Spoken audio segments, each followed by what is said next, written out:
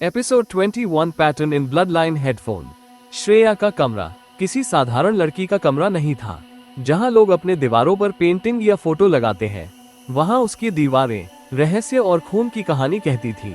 एक बड़ी लकड़ी की टेबल जिस पर खुले पड़े पुराने अखबार, कुछ मोटी मोटी केस फाइलें और एक कोने में उसका लैपटॉप जिसकी स्क्रीन पर टिमटिमाते हुए सैकड़ों टैब खुले थे। दीवार पर एक विशाल बोर्ड जिस पर लाल धागों से जुड़े हुए अखबार की कतरने, पुलिस स्केच और मुर्दों की तस्वीरें चिपकी थी। हर तस्वीर के ऊपर लाल मार्कर से एक मोटा एक्स बना हुआ था। ये कमरा एक जासूस का दिमाग था जिसे किसी ने ईंट पत्थरों में कैद कर दिया हो। श्रेया 2 दिन से बाहर नहीं निकली थी, दिन रात बस कंप्यूटर पर सर्चिंग। लेकिन ये जानकारी इंटरनेट से नहीं मिलनी थी। जिसने भी इन क्रिमिनल्स को मारा था वो इतना सावधान था कि उसने कभी ऑनलाइन उनके बारे में कुछ नहीं खोजा होगा। श्रेया जानती थी जो डिजिटल छोड़ेगा वो ट्रैक हो जाएगा, तो अगर कातिल ने कोई रिसर्च की होगी वो पुराने तरीकों से की होगी, किताबों और अखबारों के जरिए। यही सोचकर उसने ढेरों पुराने अखबार, मैगजीन और कोर्ट केस के नोटिस इकट्ठा किए और पन्ने दर पन्ने पढ़ने लगी। घंटों तक वही चेहरों को देखती रही, नाम, तारीख, केस डिटेल, हर क्रिमिनल की कहानी। और फिर अचानक जैसे उसके दिमाग में एक बिजली कौंधी, श्रेया के होठों पर हल्की मुस्कान आए। उसने लाल मार्कर उठाया और एक एक नाम के नीचे मोटी लाइन खींच दी।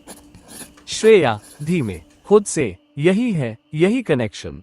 इन सब ने अपनी ही फैमिली के किसी मेंबर का खून किया है। माँ, बाप, भाई, बहन, कोई भी नहीं बचा। खून हमेशा अपने ही घर से शुरू हुआ।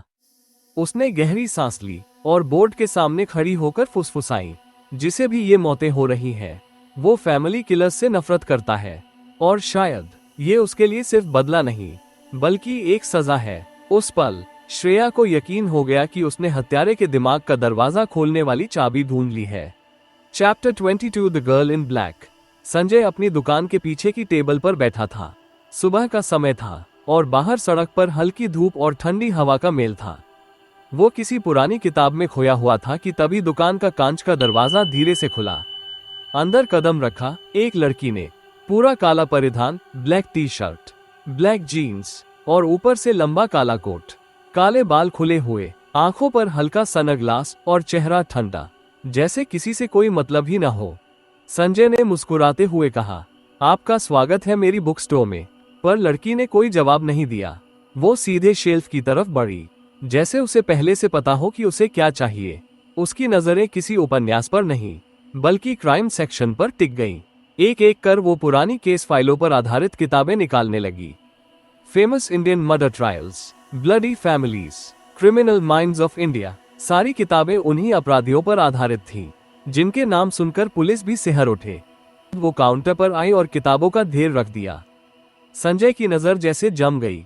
किताबों की लिस्ट वही थी जिनमें उन कुख्यात अपराधियों की कहानी थी जो हाल ही में मारे गए थे। ताज़ा अपडेट, आज सुबह तक 200 और नामी अपराधियों की मौत की पुष्टि हो चुकी है। पुलिस के पास अब तक कोई सुराग नहीं है और लोग कह रहे हैं कि प्रशासन पूरी तरह नाकाम हो चुका है। संजय ने किताबें स्कैन करते हुए पूछा, आपको इन सब क्रिमिनल केस की किताबों में इतनी दिलचस्पी क्यों है? कहीं आप उसी रहस्यमयी कातिल की तलाश तो नहीं कर रही जो इन मौतों के पीछे है, या आप ही वही रहस्यमय क्रिमिनल है? लड़की ने उसे देखा। होठों पर हल्की मुस्कान आई पर आवाज में ठंडापन बरकरार था।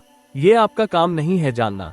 उसका पता मैं खुद लगाऊंगी और जब लग जाएगा तो शायद सबसे पहले आपको पता चल जाएगा। इतना कहकर उसने किताबें उठाई और बिना पीछे मुड़े दुकान से निकल गई। संजय उसकी परछाई को जाते हुए देखता है और उसकी आंखों में एक सवाल जम जाता है। Chapter 23 the mask falls. वो रहस्यमयी लड़की अपने घर पहुंची, दरवाजा बंद किया, काला कोट उतारा और चेहरे का मास्क हटाया। मास्क के पीछे वही चेहरा था, श्रेया। पुलिस के लिए एक रहस्य और संजय के लिए आने वाला तूफान। दूसरी तरफ उसी वक्त संजय अपनी दुकान में खड़ा था। लड़की के जाने के बाद उसके सीने में अजीब सी बेचैनी उतर गई।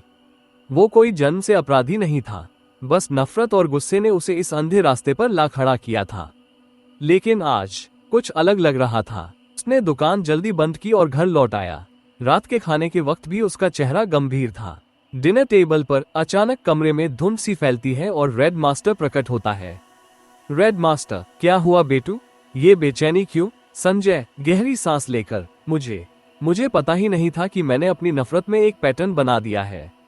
मैं पहले उन्हीं क्रिमिनल को मार रहा हूँ जिन्होंने अपने ही फैमिली मेंबर को मारा है। रेड मास्टर हल्की मुस्कान के साथ उसे देखता है। तो अब क्या? संजय अचानक पागलपन सी हंसी में, अब क्या? उस लड़की को मेरे फिंगरप्रिंट मिलेंगे, उसके पास कोई जहर का सबूत होगा, कोई मुझे पकड़ नहीं सकता, कोई भी नहीं। वो हंसते हुए अपने कमरे की ओर चला जाता है। उनसे वक्त कहीं श्रेया अपने कमरे में, फोन पर। श्रेया, हाँ, कल मिलते हैं, सी यू टुमारो। फोन रखती है, होठों पर चालाक मुस्कान। वो खुद से बुदबुदाती है, अब तुम जल्दी पकड़े जाओगे, क्रिमिनल। हेलो दोस्तों, आप मेरे चैनल पर आते हैं, कहानियां सुनते हैं, इसके लिए बहुत बहुत शुक्रिया। अगर आपको मेरी स्टोरीज पसंद आती है तो चैनल को लाइक और सब्सक्राइब जरूर करें, ताकि मैं आपके लिए जल्दी जल्दी नए एपिसोड्स लेकर आ सकूं। धन्यवाद।